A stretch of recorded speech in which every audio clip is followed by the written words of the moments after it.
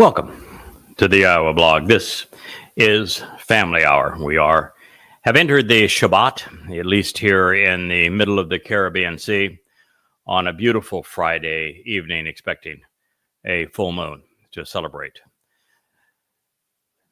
I have a little bit of bad news.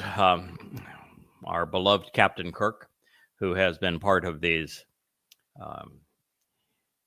Family Hour programs for, better part of 10 years or more. I had technical glitches getting in this evening. Kirk, whom I dearly love, is a very analog guy in a digital world, and sometimes without the assist of my longtime friend Joe, who's the technologist among us, we have some challenges in doing it. So nonetheless, we're going to go ahead with the program that we have planned, and we will do another program within the next few days that will include Kirk. The good news that I come to you this evening with is that I think that within a matter of days, we will have resolved the issue that was so troubling to me previously.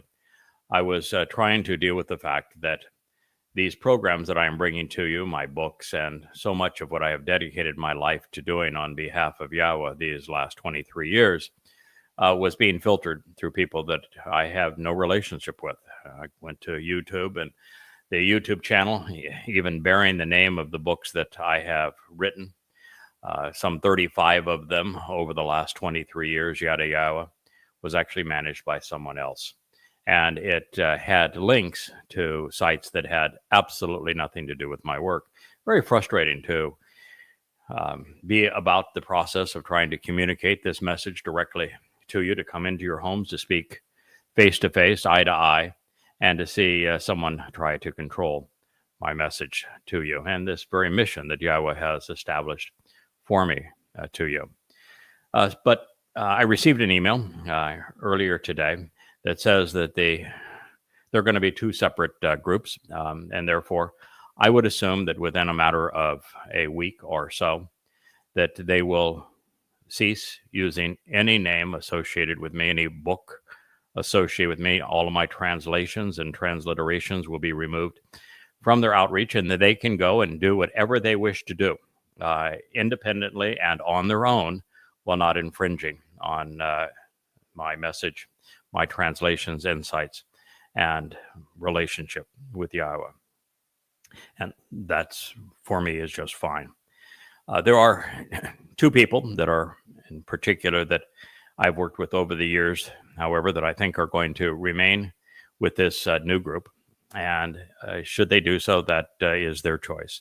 But I do want to express my gratitude to them. One is the man that established the newer version of the Yada Yahowah website. His name is David. He has done magnificent work. I have genuinely appreciated the quality of the website, the fact that it works across all various medium, from telephones, smartphones, to tablets, to laptop computers, to televisions, and large screens on desktop computers. It has been a marvelous website with all of my books presented on the shelf as I had asked, and with many other tools, including an index that he created. I thought that David did a wonderful job. He has been a tireless servant of this mission that Yahowah has assigned to me, and I am very grateful for his contributions. I understand it that he will not be going forward with us, but he's going to do handle a very professional transition of the URLs for our website so that we can go forward, and so that I can successfully rebrand the books and sites as Yahowah has requested. Also, there's a wonderful woman that have spent some 15 years or more getting to know, who has been tireless also in her dedication and her contributions to the publication of the books that are available at Amazon and as they are presented on the sites. And as we have gone through the many corrections and improvements and the rebranding of the books over the years, her name is Jackie, has been an essential, dedicated, and steadfast contributor to my mission on behalf of Yahowah and his people. And she has made this entire process of publishing these books and bringing them to you free online possible, as well as made tremendous contributions to helping me edit them as we learn things over time. And so I want to thank them for all that they have done over the years, and understand that they have chosen to be part of a new group. And I wish them all the best. That said, there is a ringleader, and she has her inner circle that have done some rather inappropriate things as it relates to my distribution of Yahowah's message, particularly as I have moved to this form of video presentations and the Yahowah blog. And as I was concerned about how this was going to play out last night, I did what I do anytime that I'm stumped and say, I think I need some insights on this one, because I don't think the insights are written anywhere in the Torah and prophets that I can do a translation and come to understand what's going on here, because things appear to be very odd. And my concern grew out of an experience that I had yesterday that I may share with you later in today's program. And Yahowah was very clear. He had told me that he wanted me to rebrand everything we were doing under his name, Yahowah, his menorah, which we have done, as well as to reposition everything in social media, so we just start completely over, ignoring everything that has happened in the past. And we have done those very things. And so as God communicated this, I said, so what do we do about the people who are trying to intervene and filter this message through them? And in the past, Yahowah's instructions were just to ignore them. Continue to do what you need to do, which is to create quality content. And I think if you look at the programming, particularly of the last few weeks, where we have gone through Dod's song in the garden, the open letter to Israel, the presentation on the nature of the covenant, there are some rather marvelous video presentations where I get to come into your home, look you in the eye, and share what Yahowah wants you to know. It is the ultimate expression of this mission that I was called to perform on his behalf, on the behalf of his people, 23 years ago. And some of those programs, particularly the last weeks, have been exceedingly passionate. And as I was doing that, it became apparent that we needed to deal with those who were trying to filter everything through them. And I got a different message from Yahowah last night. And it was that I've already given you the answer. You need to read the Torah. My answer to you is found exactly halfway in between the message of the adulterous woman in Numbers 5, which has become such an important part of our understanding of what's going to happen in the future, and the presentation of the Adam of Parah, which is considered the sacrifice of the red heifer, and Numbers 19 to resolve the issues of Numbers 20, which is the meltdown of the waters of Meribah. Halfway between the two would be Numbers 12. And that's where Yahowah directed me last night. So I'm going to share it with you because every word of it seems to be prophetic of where we find ourselves. And I think it's important that you know what Yahowah thinks about what has transpired. I had at one time considered the possibility of educating our listeners and those who have known me over the past anywhere from 5 to 20 years by sharing how we became a house divided, with the letter that had been written to me by one of the people who was once my wife's best friend and who was once part of this program as a co-host. And also the response that I wrote to her that I never sent to her.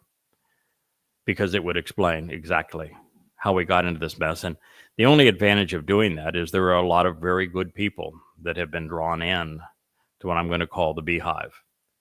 And they would have no reason to understand. Well, they should actually, but let's go with the idea they would have no reason to understand why what they were doing was hostile and contrary to Yahweh's instructions as well as his mission. And so with that realization, I want to share with you the fact that I'm not going to present either of those two letters, at least not this evening, not unless I have to, and I don't think I ever will. And that we can simply part company. But for those that are there, this program is for you so that you know the potential consequence of being there and you understand Yahweh's position regarding it. And I'm going to share that with you as he presented it in Numbers 12. So I want to consider an episode in the life of the first of the three Zeroah, the man who Yahweh chose to liberate his people, to bring his people home, to convey his Torah guidance, and to lead back home to the promised land. Yahweh worked through Moshe to achieve the same mission he enabled through the second Zeroah, Dod, and affirmed through the final Zeroah, Yada. These men and the insider rebellions that they faced show a lot in common, and they're worth considering, especially at this time, because as I've shared with you, there was another rebellion underfoot, although I think we're going to go our separate ways, so they will have nothing to do with me. They will not communicate on any site that uses my branded logos, alliterations, transliterations, translations, books, or other graphics, or my name. Now, all three men were exemplary in their convictions, character, and courage, as well as their steadfast devotion to learning and conveying Yahweh's testimony to his people accurately, passionately, and without compromise. All three spoke for Yahweh without collaborators. And when others tried to seize for themselves the role Yahweh had specifically assigned to any of these three men, there were severe consequences.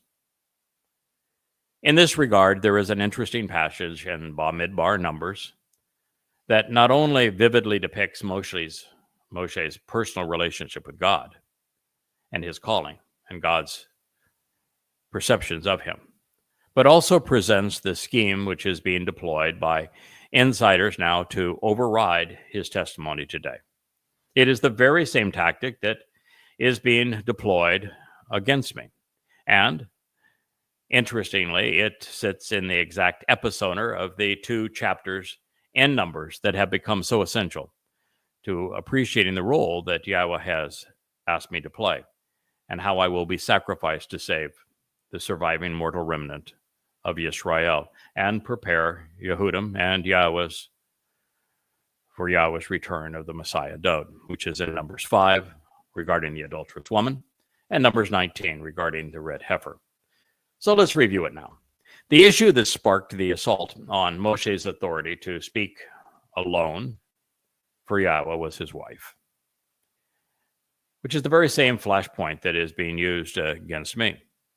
The motivation was influence and control, filling the void in an impoverished life by trying to supersede Yahweh's chosen implement.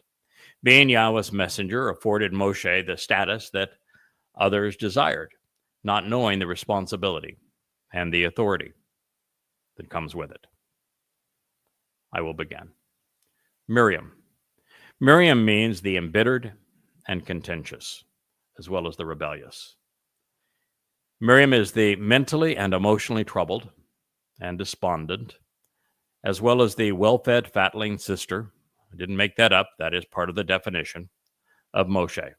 It is from Mary, bitter, fatling, and well-fed beast, and Mara, to be contentious, insubordinate, and disruptive, and an either-or proposition. and Aaron, which is defined as the desire to serve as an adversarial alternative. Aaron means alas, one alarmingly choosing to offer a troubling option. It is from aha, not so, an emphatic adversarial situation with an alarming cry, are to be otherwise and own all things pertaining to this. And they spoke, wadabar, they communicated words to control others destructively, in this case, Peel imperfect, where the object of the hostile narrative was to have Moshe suffer the consequence of on an ongoing basis. Concerning Moshe, which means one who draws out, because of and over and against the woman, the female spouse of the Cushi. Now, Cushi is typically transliterated Cushites. It's a descendant of Ham, Noah's grandson, suggesting that she would have been from either Egypt, Arabia, or Mesopotamia, who, for the benefit of the relationship, the text reads, he had selected as a wife, having accepted a Cushite. Numbers 12:1. While there's no evidence that Cush actually denotes someone's skin pigment, nor their ethnicity, much less that they are black, she was a different ethnicity than the others in the group, as is my wife, Leah, who is a Jew, different than me or them. She was snubbed, and they were justifying their power play and embittered rebellion on the fact that they did not like or relate to Moshe's wife, as a cadre of insiders beguiled by another status-sinking, now insidious woman is doing against my wife and then me, and has done it against my wife several times. In fact, this all blew up when she made egregious claims about her role being written in the Torah. And my wife said, nah, you don't save my husband on Teruah. You're not a marvelous gazelle. You're not written in the Torah. None of this is true. And she became quite incensed by that. They had their final blow up. And because it had happened 3 times, there was no way to patch it back together. And as such, if you want to attack my wife, who I love, on one of these days I will post a picture of Leah, even before she decides that she is going to serve as a co-host on this program, so that you might appreciate why I love her. Now, the picture, you'll only see the pretty Leah as opposed to the inside Leah, who has been so essential to my ability to perform this mission, who has provided research for me for, oh goodness, now at least 15 years, and who has, in the last 6 years, inspired and enabled everything that I have been able to provide. And so when you are, it's kind of like Yahweh and Dode. You go after Dode, you are really going to engender Yahweh's wrath. And while wrath might be too strong a term in terms of how I responded to this last attack on my wife and slandering her to galvanize people against me, the fact of the matter is I did not take it well, and I will not take it well. I love my wife, and I do not appreciate it when people attack her and demean her. Now, while this entire story, I think, is prophetic of the challenge to my calling as Yahweh's Choder and Nacker, his Kol and Zeroah, and I think you will agree when you hear the terms that Yahweh used to describe what occurred back then. It also condemns rabbis who have usurped Yahweh's authority by way of their oral law, and popes who have claimed to speak for God, making their edicts authoritative and binding. Miriam and Aaron tried the same tactic. We want to speak for God too. And they said, there is a question as to whether Yahweh has only and exclusively given the message and spoken the word through Moshe. He has he not also, through us, given the word and spoken? Bamidbar, in the wilderness, Numbers 12:2. Now, this just happens to be the second aspect of what has happened because of the fact that I wouldn't pay any attention to this individual because of her most recent, this was back in October, November, attack on my wife. I decided that I would just gray rock. I am not dumb enough that I'm going to be chit-chatty with someone who has been hostile to someone I love. So I just went to radio silence. If I had to answer a question, it was 1 or 2 words. Well, it's really hard to establish yourself as important in a situation if the person who has been chosen to manage that situation won't talk to you anymore. And so this is what prompted, well, surely Craig Wynn is the choder and the Nakri and the voice of Yahweh, the Bashar, and final Zeroah isn't the only one who can speak at this time for Yahweh. Surely he can communicate the word through us too. Well, we're going to find out what God thinks of that. Now, there is no question that Yahweh chooses, he inspires, and he emboldens, equips, and supports the men through whom he communicates. And the answer regarding others contributing to God's message is no. This is what has caused this current rebellion against me. And with a deeply troubled individual and an equally disturbed man whom I may share what he has to say that caused me to recognize just how bad and belligerent this has become, that they would be the alternative to me as Yada. Yahweh's Nakar, Choder, Kol, Bashar, and Zeroah, through whom Yahweh inspired 35 books filled with unique translations and transliterations, countless audio programs, and thousands of unheralded insights that the rival Beehive uses. In fact, 95%, maybe more, maybe 99% of what they know comes from the books that I have written and the insights that I have shared along the way, which is just fine until you'd think that it's appropriate to demean me and Yahweh's messenger so that you can establish your own voice.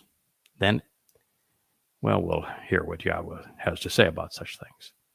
Now, these ostracized interlopers would have those who have beguiled others into their rebellion believe that their message should be considered equally valuable and valid, if not superior, even when they are using the witness I revealed. They want me to stand down so they can disseminate Yah's testimony, even if I'm the one who is providing it. And while this rather odd position seems like an illogical position, is obviously invalid, there's even a bigger issue here. How should we respond when various groups claim that God has more than one authorized voice? Who is right when there is a conflict? Can a person speak for God when their intent is to censure and constrain the chosen voice of God?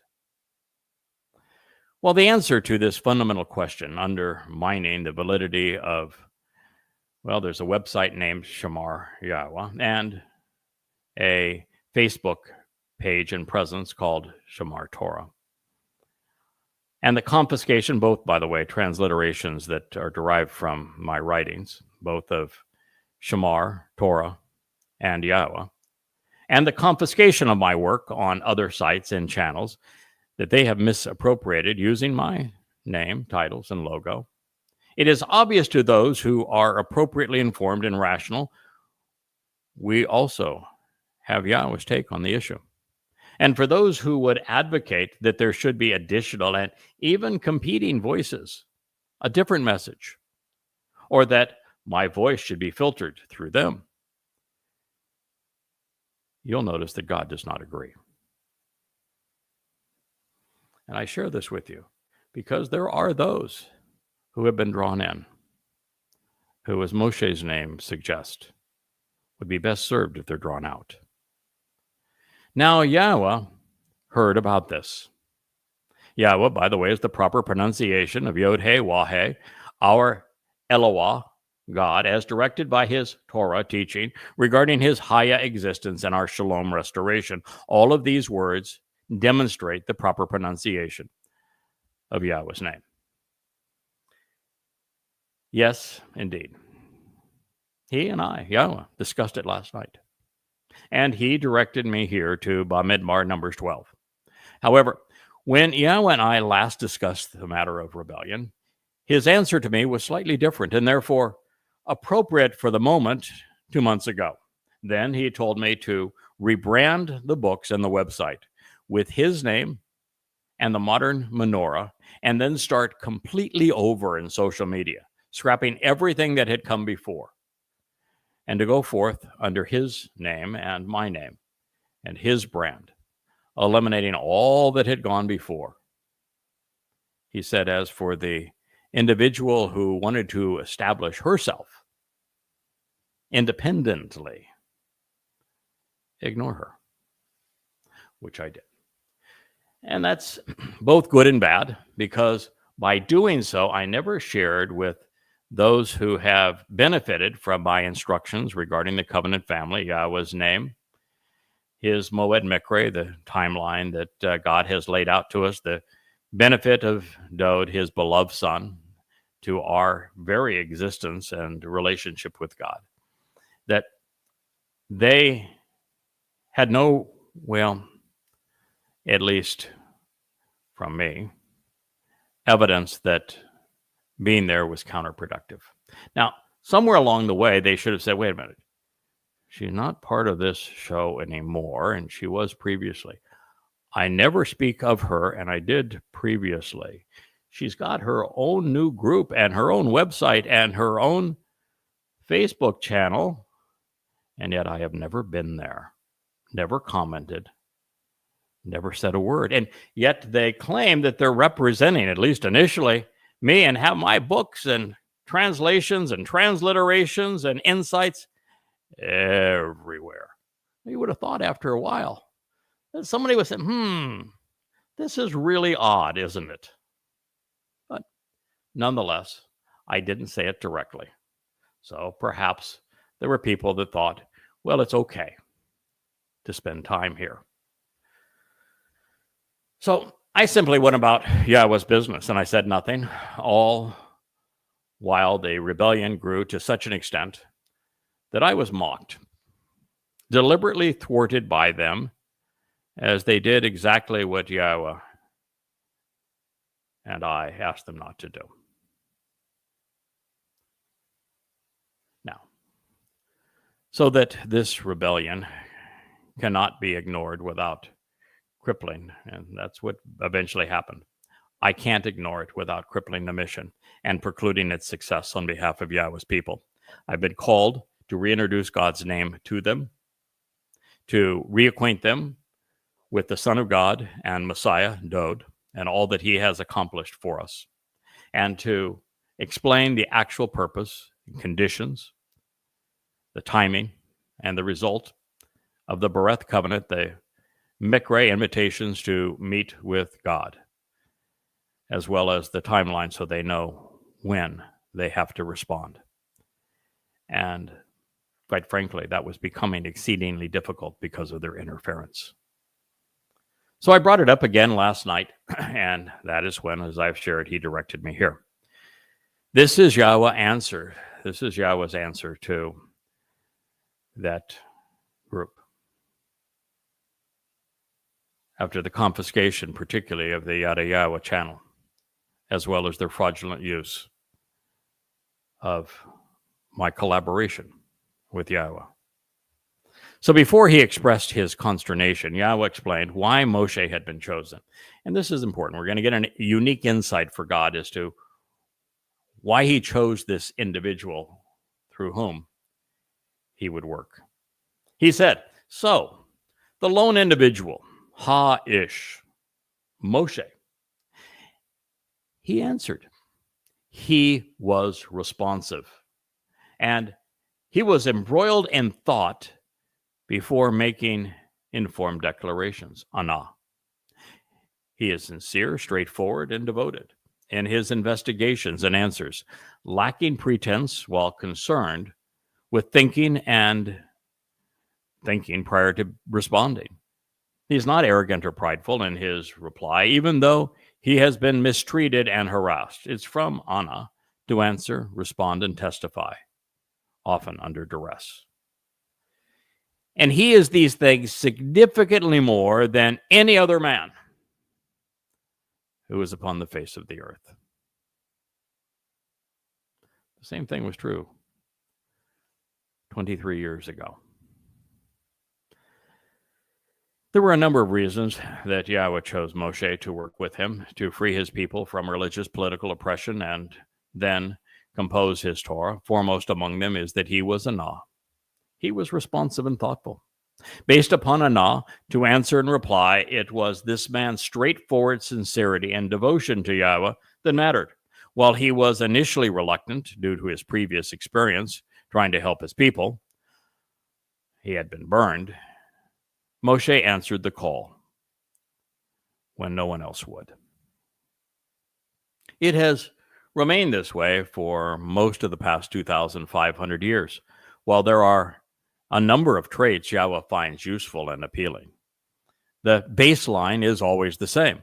God chooses individuals who, after having walked away from politics and religion, will answer his call. And he seeks those who are straightforward and will go where his instructions lead without wavering. He needs us to remain reliant and steadfast, as were Moshe and Dod. And while they were prophets who were mightily used by Yahweh, and I am a devoted translator and writer, and now, I guess, audible voice, I strive to follow their example, which is good advice for all of us. Those who seek acclaim are often those with the largest gaping hole in their lives, which need to be filled by feeding upon others. Still, mired in their own agendas, they are useless to God. Such men and women consider their testimony and opinions to be binding as God's chosen when they are actually competitive with his agenda. I have come across them over and over again in my life. I know them quite well. It would have been interesting in this case to see Miriam and Aaron's expressions when Yahweh came down to speak to them.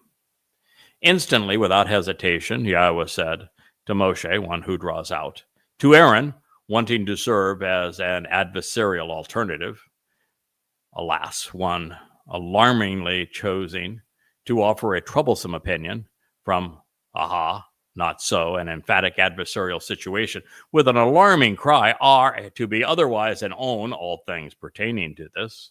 And Miriam, embittered, contentious, and rebellious.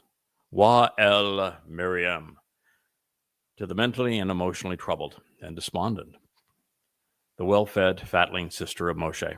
From Mary, embittered, fatling, and well-fed beast, and Marah, to be contentious, insubordinate, and disruptive in an either-or proposition.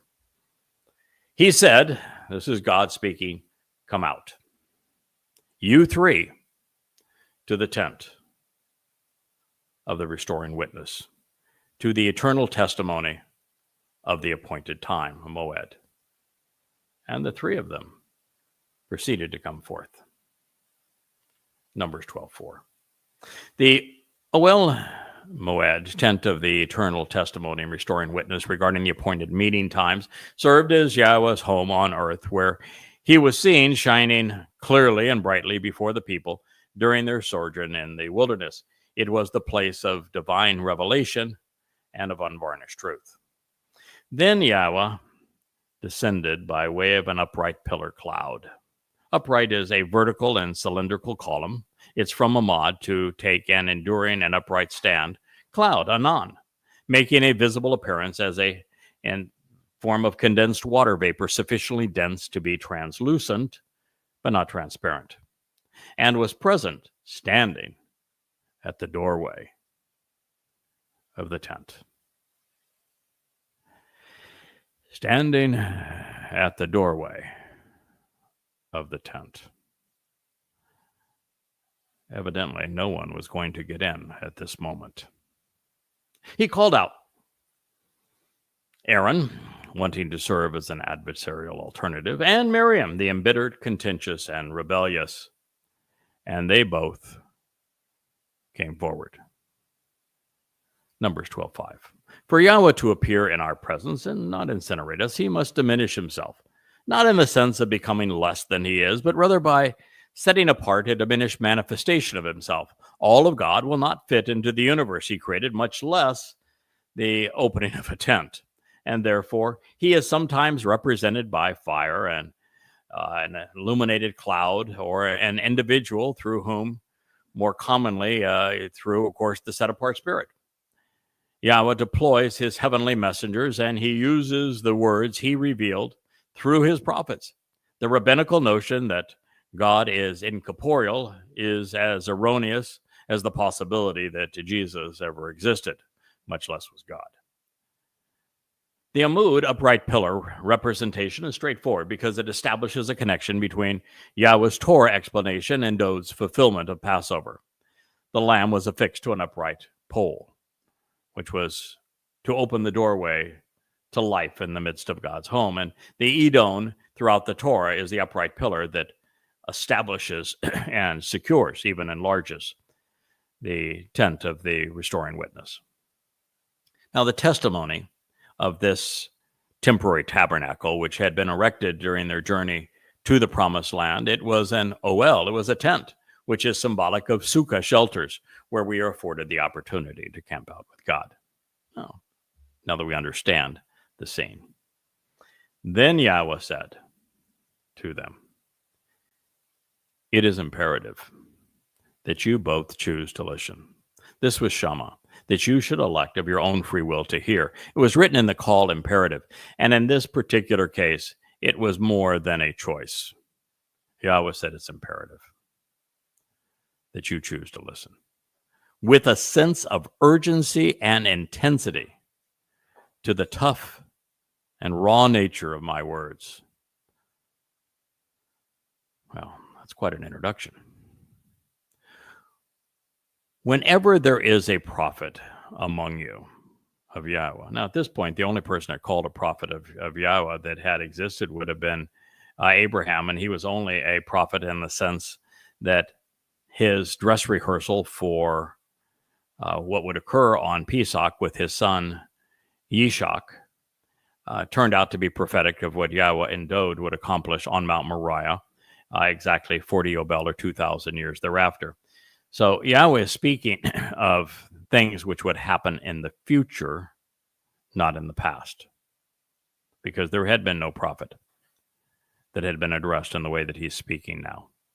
So he said, whenever there, now it should be, will be a prophet among you of Yahweh, I will make known by way of communicating through visual imagery with verbal content and a supernatural revelation, ha-mira'ah, a phenomenal vision and spectacular appearance with audible expressions through sight to perceive, a compound of ma to ponder the implications of, and ra'ah, that which is observed, witnessed, and seen to him. I consistently speak in a way that delivers the result with him by way of a series of thoughts and images in a state of altered awareness, like opening the window for the passage of light. 12:6. Prophets are prophets because of what Yahweh reveals through them. His words are their only credential, which means that if a prophet's testimony differs from God's word, the pretender is lying. When someone speaks for Yahweh, it's obvious. They know it, and so do we. And that is why there is no dispute on what belongs in Yahweh's Torah, prophets, and Psalms. It is one of the many things which differentiate the Talmud, the New Testament, and the Quran from the Torah, Nabi, wa Mizmor. Now, Speaking of not telling the truth, the rabbis who authored the Masoretic text replaced Yahweh's name at the beginning of Bamidbar, Numbers 12:6, with the pronoun he, thereby drawing less attention to the speaker and his message. The to them was also omitted, and these are but two of many examples throughout the book of Bamidbar, Numbers, where the Qumran scrolls correct the Masoretic text. God continues. It has not only exists like this it does not exist, he said, like this with my associate and co-worker, Moshe. So Yahweh is not revealing insights to Moshe through visual expressions. He is not seeing the future and reporting back to us, like, for example, Yashaya did. That's what he's telling us. With regard to every aspect of the family, I have caused him to be truthful and reliable, to verify my trustworthiness through him. I continually speak with him, mouth to mouth, doing so clearly in plain sight, in visual form, and not in allegories, enigmatic sayings, or perplexing riddles that cannot be easily resolved. He observes a visual image of Yahweh.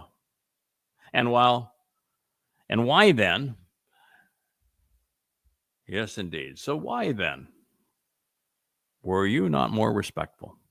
Lo Yare. Were you not appropriately concerned and differential, even revering, venerating, and being a bit awestruck, showing some trepidation when speaking against my co-worker and collaborator in Moshe? 12:8. Now, there has been a written legacy from some 20 prophets, but none like Moshe. He met directly with Yahweh, partnered with God to liberate the children of Israel, scribed the Torah, and then led the chosen people home. And while all of Yahweh's prophets were Aman, completely truthful, totally reliable, dependable, and verifiable, the distinction which made Moshe unique is that after scribing the first 4 books of the Torah based upon his conversations with Yahweh, he became the voice of Devarim, which is errantly rendered Deuteronomy. In this regard, the Peh El Peh, mouth-to-mouth revelation, is interesting because it suggests that rather than inspiring the Torah, so that Moshe would say, okay, this is what I'm seeing here and what I'm envisioning here, let me convey it in words that people will appreciate. It suggests that Yahweh dictated the Torah word for word. Further, this declaration reinforces the comment Yahweh made during their first meeting when he said that he would speak through Moshe. The most intriguing aspect of this statement is the suggestion that with other prophets, Yahweh spoke Chida in allegories and riddles, using parables which were somewhat obscure. Now, this may sound a bit disconcerting to those who are new to Yahweh's testimony, but it has to be this way. If Yahweh made it too easy, such that those unwilling to invest the time and energy to study the Word of God and act upon it, and they could enter heaven, there would be no way to screen out those who do not belong. Moreover, part of the joy of closely examining and carefully considering the Torah, prophets, and Psalms is finding and sharing the many profound insights along the way. As in life, so it is with the Word of God. We appreciate the things we have worked to accomplish or comprehend. In this regard, I have 23 years of doing so. Some 10 to 14 hours a day, 6 to 7 days a week. And that's why those 35 books sit on the shelf at yadayah.com, conveying Yahweh's witness to us and then interpreting it so that it applies to our lives today and that his people can understand it. But a huge part of that is that Yahweh deliberately spoke in riddles. You might say, why would God do that? Why wouldn't he just be forthright all the way through? Because he doesn't want the numbskulls to misrepresent him. He wanted to make it challenging so that only those that he specifically wanted to know, when he wanted them to know, would figure it out, make the connections to comprehend, and then share it with his people at the right time. And this is the essence of our relationship. I have devoted my life for the past 23 years to composing translations based on the Dead Sea Scrolls and sharing the insights derived from them.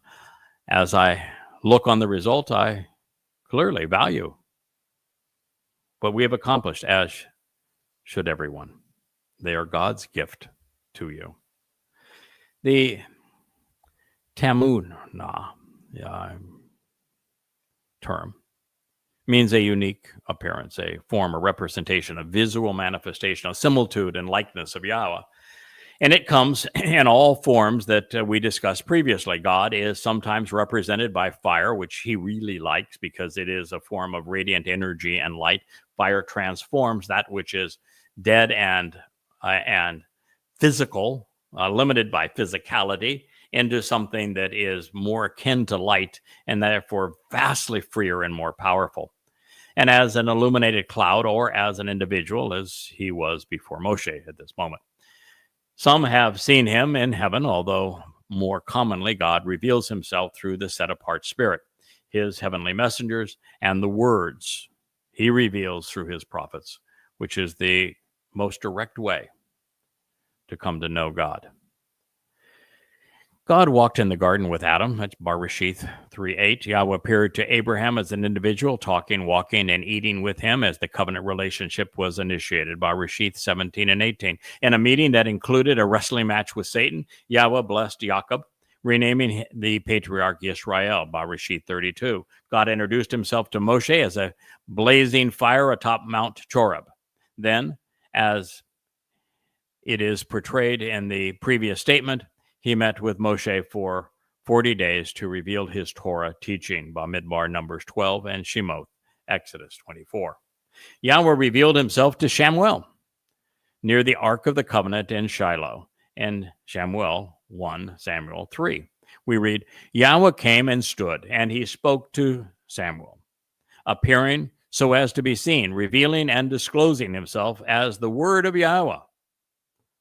And of course, Yahweh will return to fulfill Yom Kippurim in 2033, as that's presented in Korah 23 through 25, Hosea 6, and throughout Zechariah, as well as in every one of the prophets.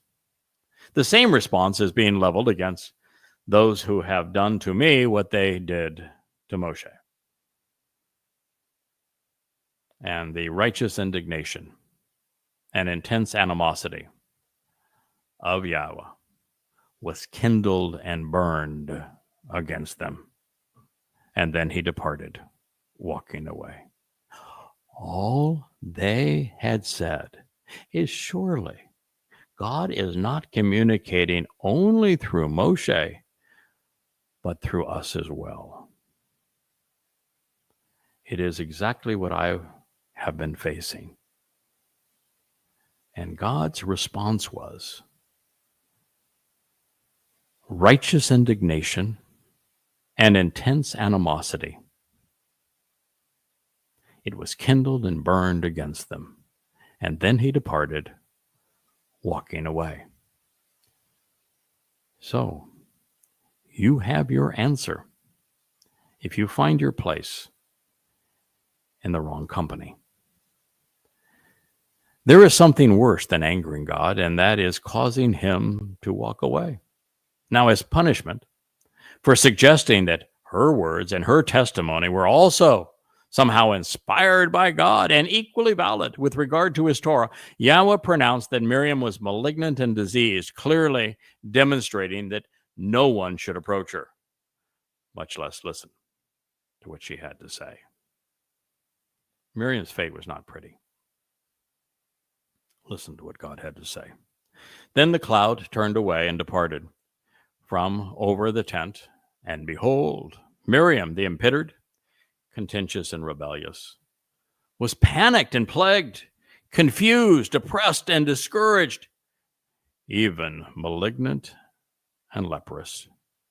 Sarah, she was a pest in the form of an aggressive wasp, a hornet, and stinging bee, and a malevolent leper, as ice and snowflakes, cold and frozen. And Aaron, wanting to serve as the adversarial alternative, turned to face Miriam, the embittered, contentious, and rebellious. And behold, she was infectious and she was plagued. She was confused and discouraged because she was malignant and leprous, a pest in the form of an aggressive wasp and stinging bee. And Yahweh, wanting to serve as, and Aaron, wanting to serve as an adversarial alternative, begged, pleading with Moshe, please, I beg you, my Lord, I'm praying that you accept my excuse, my master. Boy, was he ever clueless. By Adonai Ane. Excuse me, sir. And you choose not to place upon us an enduring punishment for leading astray and missing the way, because we lack understanding and have become unthinking and foolish, content with pleasing ourselves while willfully resolved and determined to pursue that which we knew to be unsupported and wrong. Even though we began something we found pleasing to us, and we confidently pursued and enjoyed it without exercising good judgment in the situation, and because we missed the way and led others astray, to bear the blame and the resulting guilt. Holy mackerel. Bamidbar, in the wilderness, Numbers 12:11. He admitted it. They had been foolish. They therefore begged Moshe, please, I'm praying, won't you accept our excuse and choose not to place upon us an enduring punishment for leading astray and missing the way? Because when you lead others astray, particularly when your actions are counter to those Yahweh has chosen to communicate through, there is a consequence, and that consequence is punishment. Normally, when you just act like a dunderhead, when you don't know God, you're so foolish you become religious, when you're enamored with politics, you're just preoccupied with life, and you don't know Yahweh, you don't know his beloved son, you haven't learned from Moshe, you haven't capitalized on what Dod has accomplished for us, your soul just dissipates into nothingness. But Aaron knew that there was a punishment associated for leading people astray, which they had done and their maneuvering before they propositioned Moshe, saying, surely you're not the only one who talks for Yahweh. He talks through us too. They didn't come out with that out of the blue. They had already set the stage, luring others in, convincing them that they were right. But then he says, okay, we're stupid as a stone. We don't know anything. Even though we pretended to be smart, we're unthinking and foolish. We were just seeking to please ourselves. We were willfully resolved and determined to pursue that which we knew to be unsupportive and wrong. I'm going to give him credit. Well, Aaron was on the wrong side of almost everything. I mean, he began this whole thing when Moshe was up there receiving Yahweh's instructions and the 10 statements in stone. He was orchestrating the building of the golden calf. I mean, dude did not have his act together. When Yahweh said, what about Aaron joining you since you don't think you talk very well? He's Mr. Yakety Yak. Yeah, but his yakety yak was almost always wrong. He wanted to talk a lot. He didn't think before he spoke. But he admitted, I'm stupid. I'm wrong. You know me, I got the gift of gab, but, the marbles aren't necessarily in the right place. He admits, okay, I'm wrong. I missed the way. Well, that goes a long way.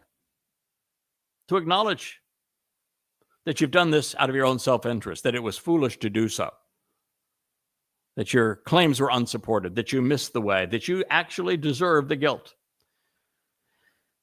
Continuing to plead, he said, let not her situation be as the lifeless and dead who are plagued, like those who die and perish for a pandemic disease.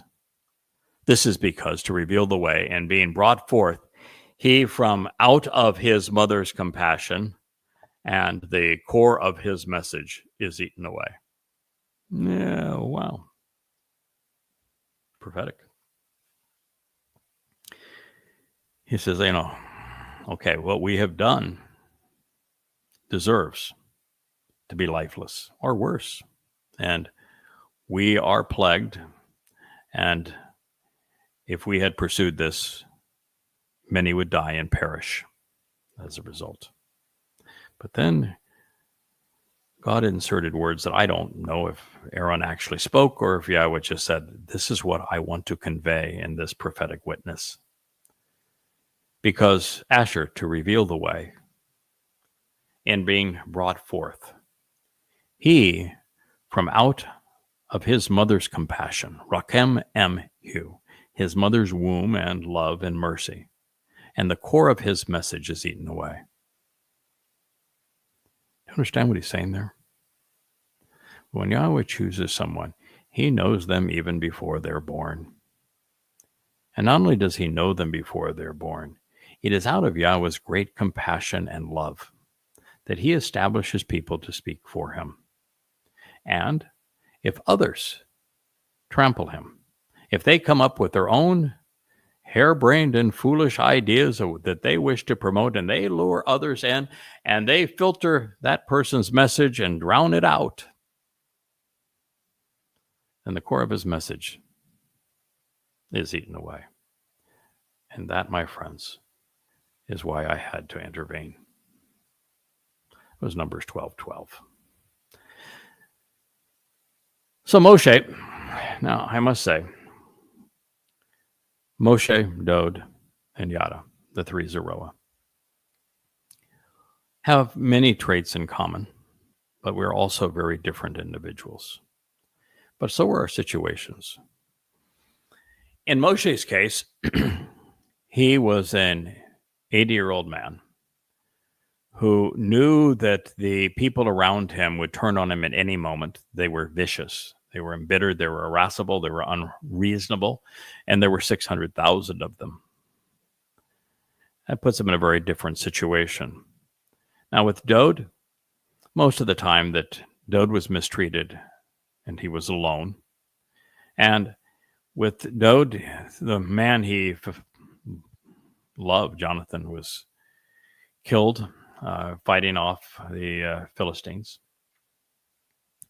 And when an insurrection occurred in his case, and there were lots of people that came after him, Dod bailed. But understand, he felt that he was vulnerable, and the forces against him were quite substantial.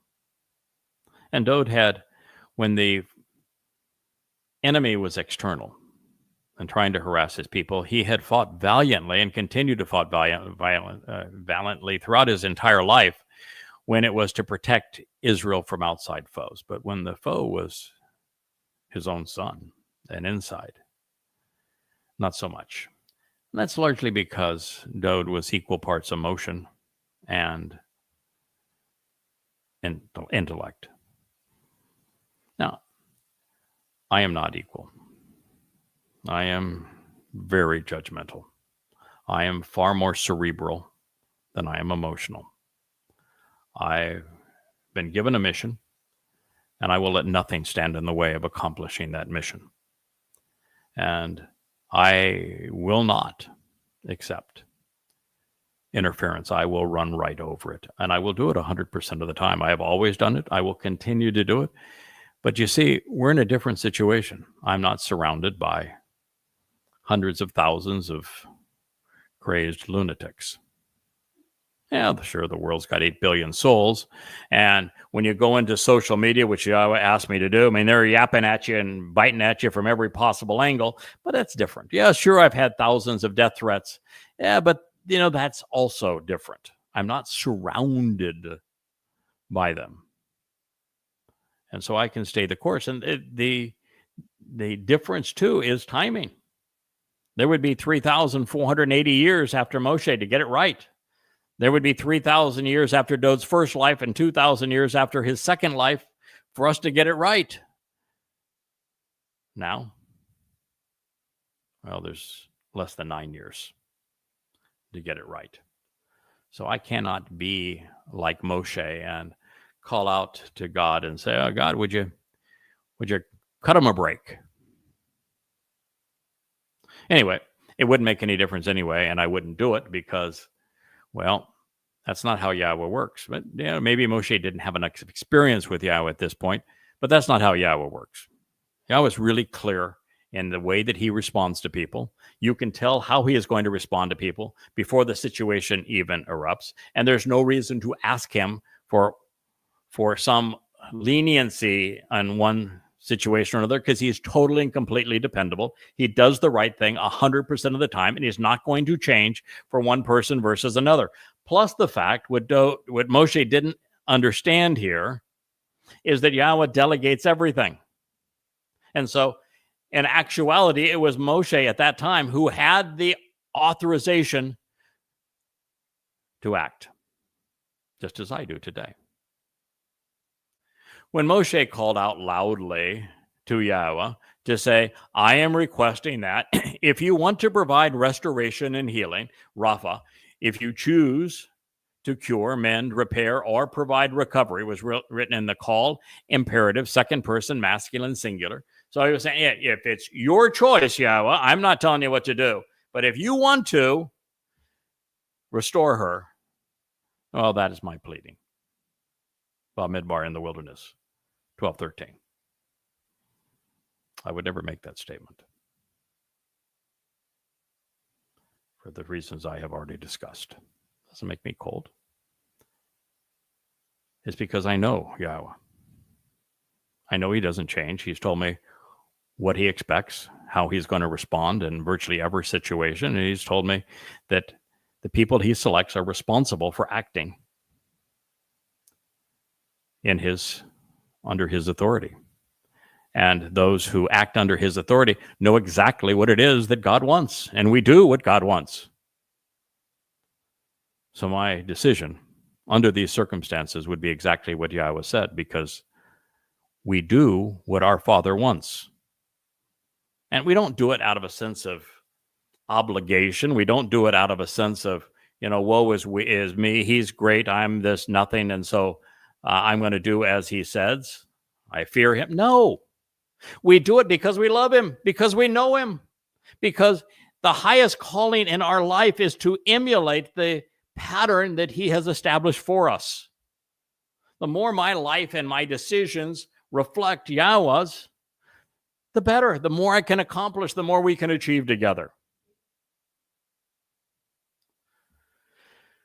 However, Yahweh said to Moshe, even if her father had shown his contempt by spitting in her face, let no one question that she has brought this on herself and should be disgraced, humiliated, and shamed on an ongoing basis. Oh. Halo kalam. Do not question that she deserves to be embarrassed and deprived, even disrespected, and have her ongoing shame thrust upon her, nifl imperfect, as a promise and sworn oath for 7 days. As a result of what she has brought upon herself, she must shut up be isolated, even incarcerated. She deserves imprisonment. Niffle, imperfect. Niffle says that you brought this on yourself. You're responsible for what God is saying. As a promise and sworn oath for 7 days, outside and apart from the encampment. Afterwards, she may be gathered in and withdrawn based upon her actions. If you think that she could come back, or she could continue to say, oh, wow, I've got my niche. I am the queen bee in this world, and I've got all my little bees all fluttering around in my beehive, and we're all doing our thing, and we now speak for God, and we have found new research and new understanding, and we're going to pursue that, while we demean that other guy that we know that Yahweh has issued hundreds of prophecies regarding.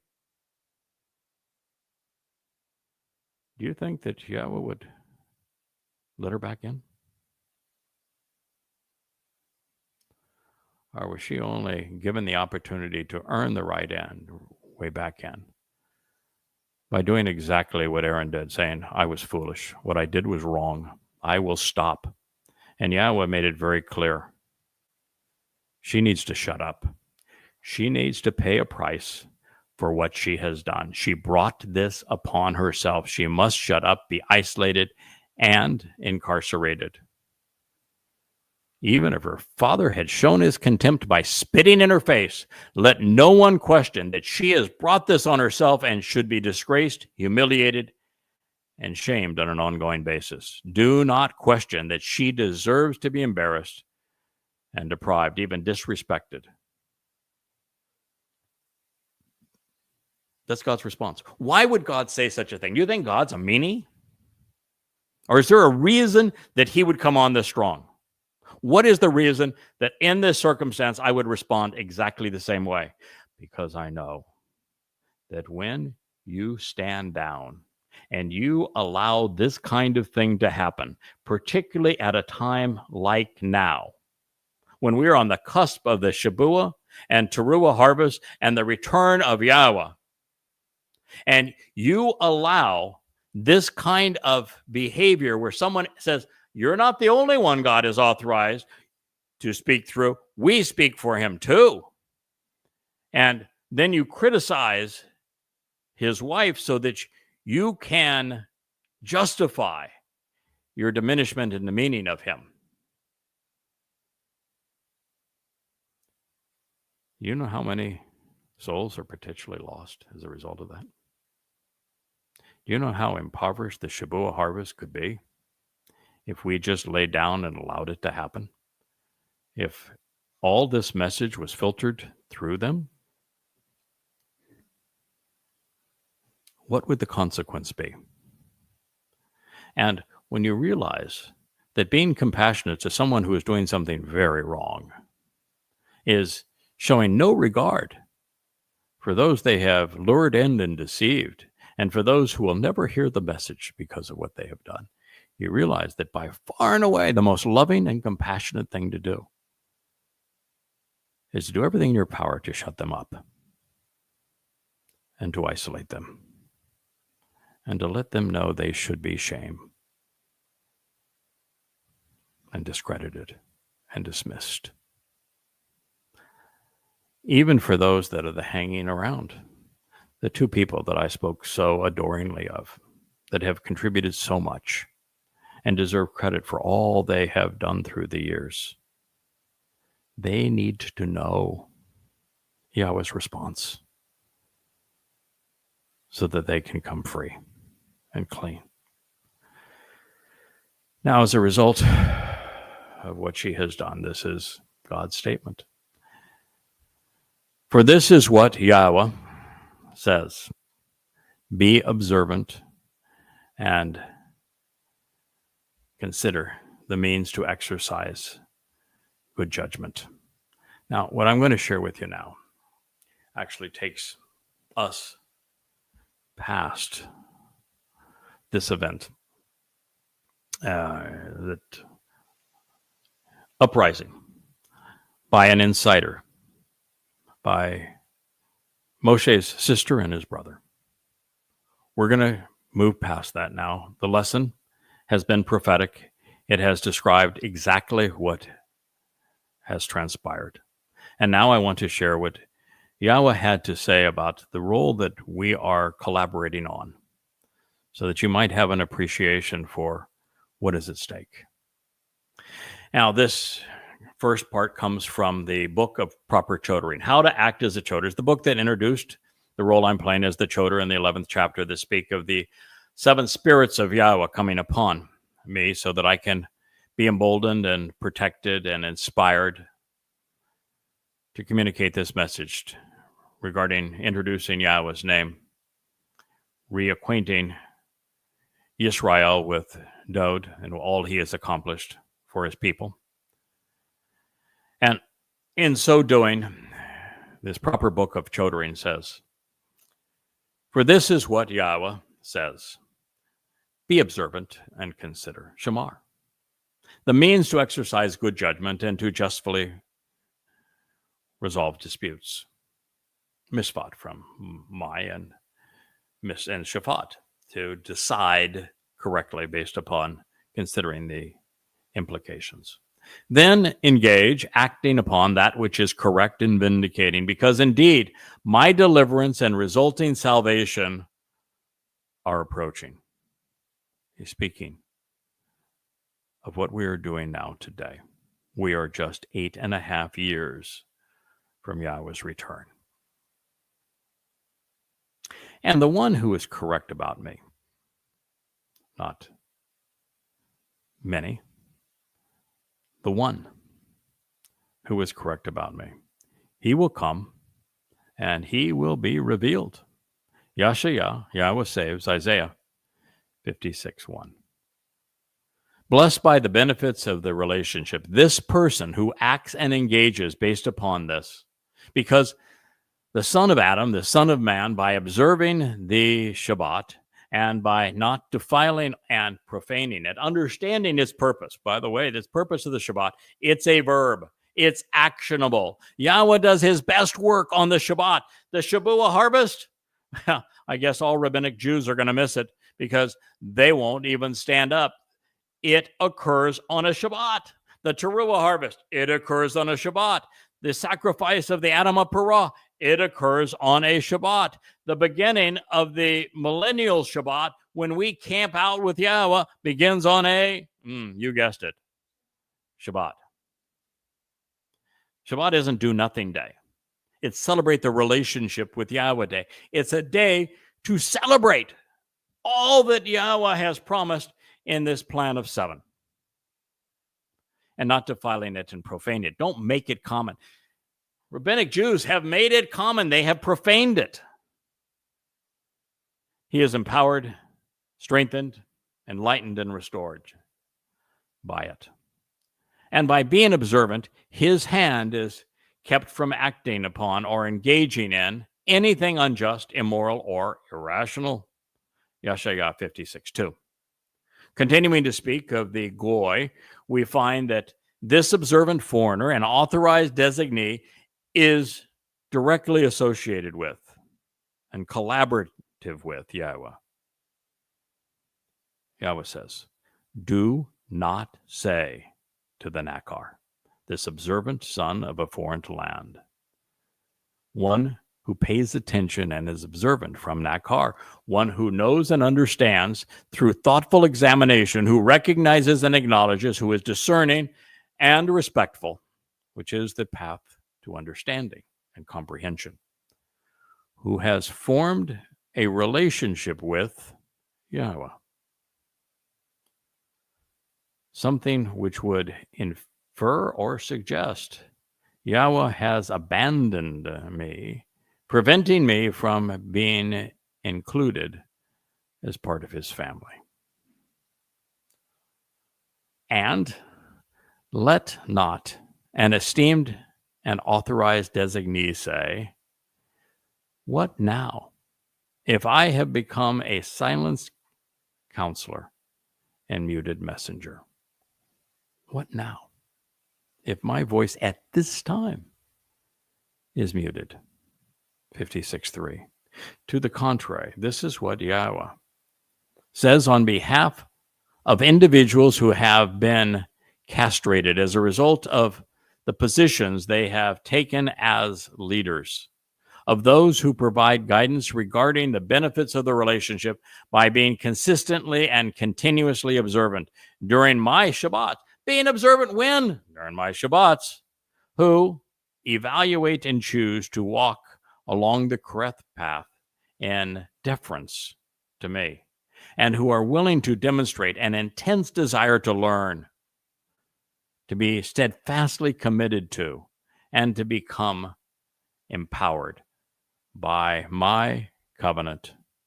I will offer freely giving to them in my home and within my family and within my protected enclosure. An outstretched, welcoming, and empowering hand, and a name even better than other names of sons and daughters. I will give to him and to them an everlasting and eternal designation and reputation, which for the benefit of the relationship will never be removed. Yeshaya 56:5. Let it not be said that Yahweh has abandoned his people or prevented them from being part of his family. He has done no such thing. The Nakar and Saris knows better. Israelites are estranged from God because they have done this to themselves. The mission is to share the truth with all who will listen. Moreover, this Nakar, observant foreigner, and Saris, authorized designee, has not sought to replace Yehudim, but instead to welcome the beloved of Yah. He is committed to guiding his people home. Yahweh values the observant, especially when they take their lumps by standing up against the ways of man. He wants us to provide guidance, especially regarding the benefits of the covenant relationship. The insight which stands out, grabbing our attention, is the way Yahweh describes his designees' observance of the Shabbat. He is not inactive, doing nothing, as the religious profess, but instead he explores the word actively and shares what he has learned. As a result of this approach, the very thing we're doing right now at this moment, he is found leading others down the path which provides the benefit of the relationship. This is something the Nakar, observant foreigner, and Sarith, authorized designee, is eager to experience with Yahweh, as it is born out of his respect for God and his desire to please him. As always, I will demonstrate an intense desire to learn, to be enriched and empowered by his words, and he will respond to this steadfast devotion to his covenant and family by assuring that the harvests which I've been asked to oversee are productive.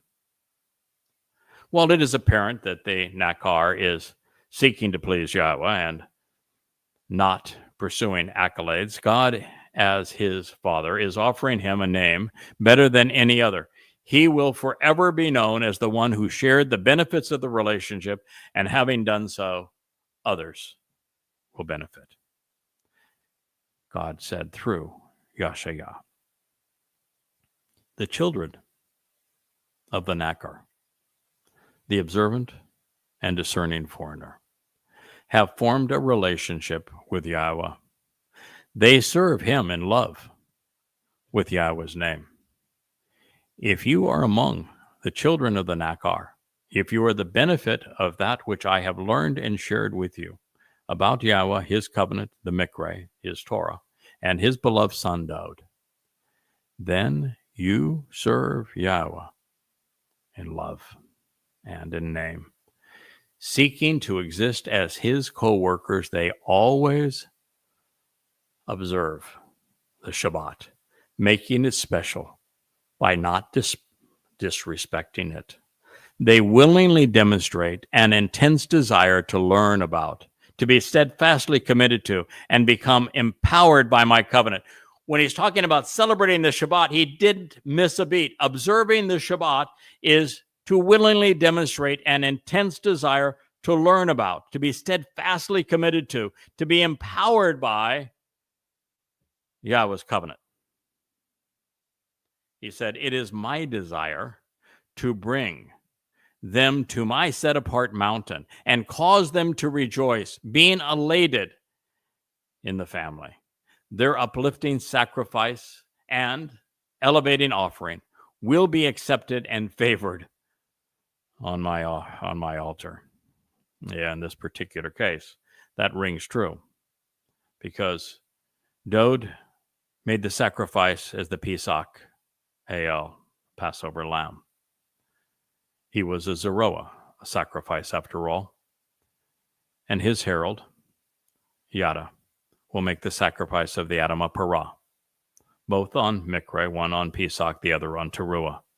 And those sacrifices will be accepted and favored. This is because my house shall be called a home of intervention for the entire family. Well, this is role reversal. Hasidic Jews look down on the ultra-Orthodox Jews, and they are racist in their degradation of Goyim. With all evidence to the contrary, they view themselves as superior, and yet those receiving preferential treatment from Yahweh are Goyim and secular Jews, as the proverbial sons and daughters of the Nakar, observant foreigner. They would all have been decidedly anti-religious. However, the Goyim being adopted by Yahweh are not accepted because they are Goyim, but instead because they are explicitly identifying with the meaning of Yisrael. They understand what it means to be individuals who engage and endure with God. And these Yehudim are not being rejected or replaced because they are Yehudim, but instead because they have chosen to act like Goyim. Therefore, the covenant relationship is correct, while Judaism is wrong. It would be impossible to overemphasize what Yahweh has inspired Yashayah to convey on our behalf. There are transformative words throughout all of this narrative, serving as life-changing revelations. Perhaps the most pondered question throughout time has been, if there is a God, how do I approach him? And here we find the answer. These prophetic writings demonstrate that Yahweh is God and that he has provided a list of things that is shared by those who are invited into his home. Members of our Heavenly Father's family. 1, we form a relationship with Yahweh. We choose to associate with God in a manner that is consistent with the covenant's terms and conditions. Man was created for this purpose. Therefore, we are rewarded for choosing to know, love, trust, and rely upon our Creator's and Savior's instructions. 2, we serve God. We work with him. Those of us who have accepted the invitation to live in Yahweh's home render assistance, fulfilling our roles in our Heavenly Father's family. Our contribution enables the family to grow. 3, we love Yahweh's personal name. More than just knowing it, we adore and treasure it. And it was through our collaboration that Yahweh's name was reintroduced to the world. We wear it proudly in recognition that Yahweh is our Father. And we proclaim Yahweh's name boldly, recognizing that it alone has the power to save, especially when it is associated with his beloved Son. 4, we are and always will be devoted to learning. By closely examining and carefully considering the Torah, we are motivated to share Yahweh's guidance. This inspires us to expose and condemn religious lies as witnesses to the truth of the Torah. And to do so, especially on Teruah, we find that God's intent is to reconcile his relationship with his people. 5, we actively observe the Shabbat. We use this day to increase our understanding of God's plan, just as we're doing now, as well as his prophetic timeline, while seeking to enhance our relationship with our Father. 6, we are passionate about the covenant. And as such, we walk with God and respond to him in accordance with the 5 conditions which comprise and define that agreement. By responding to and accepting the covenant's instructive conditions, we are afforded abundant and eternal life within Yahweh's family. And 7, we respond to Yahweh's requests, and we appreciate his intercession on our behalf as beneficiaries of Pesach, Passover, matzah and yeasted bread, and Bikurim, firstborn children, and soon 7 Shabbat, and then Towrah, and Yahweh's return with his son on Kippurim, so that we can camp out together and the earth return to the conditions of Eden on Sukkah. Thrilled to blow the shofar on Shabuah and also Towrah. As a result, Yahweh is pleased to bring us to his mountain and home so that we can celebrate his return with his son on Yom Kippurim. Continuing to teach, God says, Yahweh, my upright one and foundation, who gathers the scattered of Yisrael, yet again announces in advance of it occurring, I will assemble, bringing together before him those he has obtained. 56:8. It appears as Yashayah is acknowledging 2 related events. The beloved prophet is reminding us that Yahweh will once again kabatz, collect, unify, assemble, and save the Nadak, the scattered sheep of Yisrael. This process began on January 27th, 1945, with the liberation of Auschwitz, the concentration camp, leading directly to the return of Yehudim to Yisrael. It will conclude 88 years, 248 days thereafter, 777 hours on 1,000 hours, I should say, on October 2nd, 2033, in year 6000 Yah, on the day of reconciliations.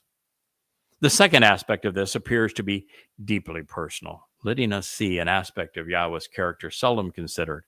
God has arranged a glorious reception on behalf of the Goy who has been frantically blowing the shofar, the Nakar, observant foreigner, and the Sharis, authorized designee.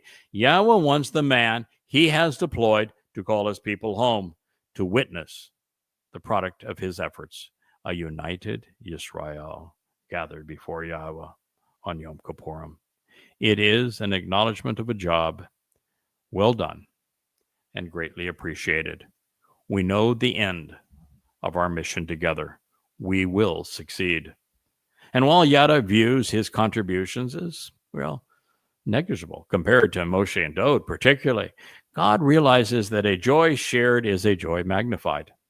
The Nakar will get, albeit in a much more dramatic fashion than he anticipated or probably would feel comfortable with, what he has at least long desired, the opportunity to experience Yahweh's joy in the presence of his people. Want to sit to the back of the room, and Yahweh embraces so many of you who will have capitalized on what you have learned as a result of our collaboration. So while he has requested nothing more than being allowed to stand in that room when Yahweh greets a family member for the first time, it seems that God wants a bit more, but that's God's nature. He is our Father, after all. It is what fathers do when their children please them by accomplishing something worthwhile. He, as a proud father, wants to see his son's response to all that he has achieved with them working together. Turns out they want the same thing and for the same reason, particularly as it relates to Yahweh and Dod. On behalf of Yisrael, I have shared the prophetic pronouncement regarding the Nakri throughout these many years. In the Hebrew text, the only difference between Nakar and Nakri is the addition of the Yod, or the hand of Yahweh, making Nakri my observant foreigner. In the pictographic characters which originally shaped these words, Nakar means the seeds which take root and grow are being handed to the observant to see and consider. And while that's good, presented as Nakri, it is far better. Hebrew words are determined to be beneficial or counterproductive based upon whether the characters which comprise them move toward or away from one of the 4 letters comprising Yahweh's name. This is something that my good friend and our co-host of this program, Kirk, discovered and shared with us. And in this case, in the case of the Nakri, the child of the covenant bearing the seed and the observant individual are drawn looking towards Yahweh's outstretched hand. With an eye to these characteristics, the Nesh banner, the Choder secondary branch, has been asked to write at Yahweh's behest, is scribed in such a way that it speaks of a son sowing the seeds which grow and bear fruit on a sign which is being lifted up for all to read. With this in mind, then here is Solomon's commencement address to the children of Yisrael upon the completion of Yahweh's home on Mount Moriah, the very place the Nachri will offer his life to spare the remnant of the children of Yisrael on Towrah in your 6,000 Yah. And since this prophetic pronouncement was delivered in 968 BCE, standing in the very place the Nachri will stand as the Adamah Parah, these words have echoed above the Temple Mount for exactly 3,000 years before their fulfillment on Towrah, September 24th at sunrise, year 6,000 Yah in 2033. After addressing the exemplary lives and lyrics of his father, Dod, Solomon, his son, proclaimed,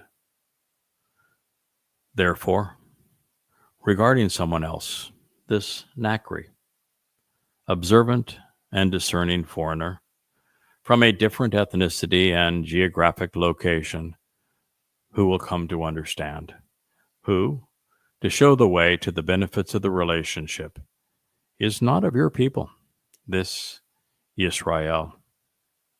He will come from a distant country at a distant time for the express purpose of being a reliable witness and proclaiming and providing truthful answers regarding your exceedingly important name. Your hand and influence are felt with this Shazak, influential and passionate man who is prepared to lead as the Zeroah, the one sowing the seeds and cultivating his harvest on his behalf as his protective shepherd and on behalf of his sacrificial lamb, whom you have reached out and extended.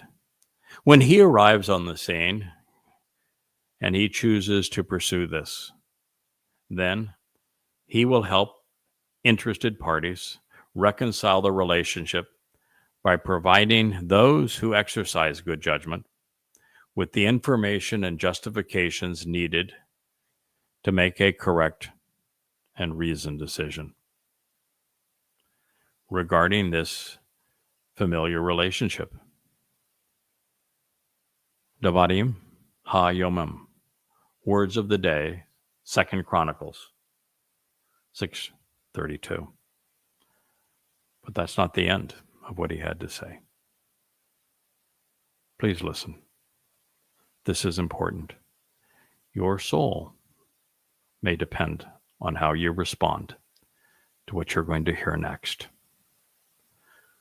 When you hear this come out of the heavens, coming from the atmosphere as if coming from a cloud, within the location where you live, then engage and act accordingly, doing everything which to show the way the Nachri, observant foreigner from a different ethnicity and geographic location who understands, has invited you to read.